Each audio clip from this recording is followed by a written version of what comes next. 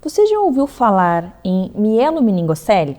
A nossa ortopedista pediátrica trouxe esse assunto hoje para a gente abordar, para falar um pouquinho sobre a doença, sobre o que essa doença pode acarretar no corpo do paciente. Doutora, conta um pouquinho para nós então sobre essa doença e o que você vê lá na emergência, consultório, enfim, de crianças diagnosticadas com a mielomeningocele e o que acontece no corpo, o que vem pela frente, para a gente ajudar as mães a entenderem que tiveram esse diagnóstico. Oi, Mari.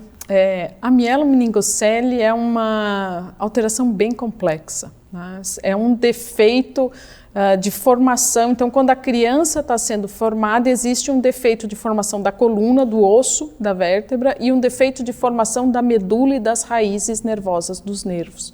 Então, a criança, ela tem um defeito, quando ela nasce, um defeito ósseo e um defeito medular. Então, isso quer dizer o quê? Que ela pode ter alterações tanto de sensibilidade quanto de força motora, né? Então, dependendo do grau, do nível da mielomeningocele, o paciente pode ter, por exemplo, a sensibilidade, ele pode não ter a sensibilidade só do pé e da força do pé. Por outro lado, eu posso ter um paciente que não tem sensibilidade da cintura e força motora da cintura para baixo, como se fosse um paraplégico, né? Até é meio similar, assim, a grosso modo, para entender. Então, é um paciente que não tem força, que não tem sensibilidade, tá? Então, essa falta de força muscular, ela pode levar a várias alterações. Por exemplo, o paciente pode ter uma alteração no pé, pode ter um pé torto. Lembra quando a gente conversa de pé torto congênito? O paciente que tem mielo, ele pode ter um pé torto mielodisplásico. Ele pode ter deformidades muito parecidas com o pé torto também. Olha só. A gente trata um pouco diferente, mas também é possível tratar como a gente trata o pé torto. Ele pode ter defeitos, alterações a nível de joelho, pode ter luxação de quadril, só que todas essas patologias a gente trata um pouquinho diferente do que a gente trataria num paciente que não tem mielomeningocele. E aí, ao longo da vida desse paciente, ele pode ir apresentando mais deformidades, mais problemas? Como é que funciona? Conforme eles vão crescer, as deformidades podem ir aumentando, né? Por isso que o retorno, o acompanhamento com o neurologista pediátrico é importante, com o físio é fundamental, né?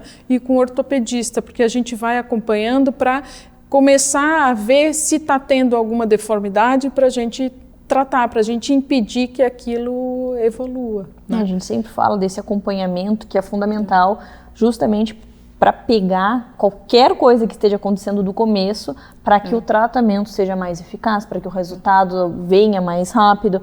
E nessa situação não é diferente, né? Não. E pode ser, dependendo do momento do tratamento, que, por exemplo, ele não usava uma tala, uma órtese, e de repente você prescreva. Às vezes ele vai precisar de algum tipo de muleta ou andador para deambular, ou às vezes não, ele não vai ter prognóstico de deambulação, aí você prepara a família e a criança para ser cadeirante, né? Então você consegue, conforme a evolução da criança, você consegue decidir com a família as opções de tratamento que esse paciente tem. E existe um público específico, algo assim genético que a gente espere ou não tem esse estudo? Não. O que tem associação de causa, que é o que está me perguntando, é o uso do ácido fólico, né? Então, a gente quer o que é realmente comprovada, a associação comprovada da presença desse defeito de fechamento, que é a mielomeningocele, e o uso, os níveis baixos de ácido fólico no organismo da mãe.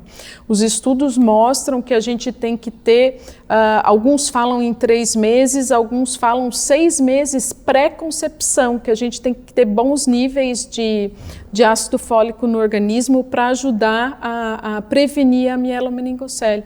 Ou seja, se eu fiquei grávida agora e eu vou lá fazer dosar o meu ácido fólico, ele estiver baixo, não adianta eu querer tomar ácido fólico agora, porque ele já tem que estar alto antes, né? Já tem que estar em bons níveis antes. Mas isso não quer dizer que é 100% que a criança vai nascer, mas que é uma das causas. Que é uma grande chance. É por isso que a consulta pré-concepção, que é uma coisa que a gente praticamente não faz, a consulta pré-concepção é importante. Claro, então, se for conversar com um ginecologista, com um obstetra, ele vai falar assim, não, eu quero engravidar. Então, uma das coisas que ele vai pedir para dosar é o ácido fólico, para saber se você tem um bom nível, se não tiver, ele vai te prescrever ácido fólico para você minimizar esse risco. É verdade. E assim, falando sobre teus pacientes e pensando em alguma mãe que tenha um filho com esse diagnóstico, o que a gente pode falar para essa família? É que é difícil, depende, é uma doença com gravidades muito distintas, né? Tem um paciente, inclusive da parte neurológica, tem paciente que pode precisar inclusive de uma derivação e tem paciente que não.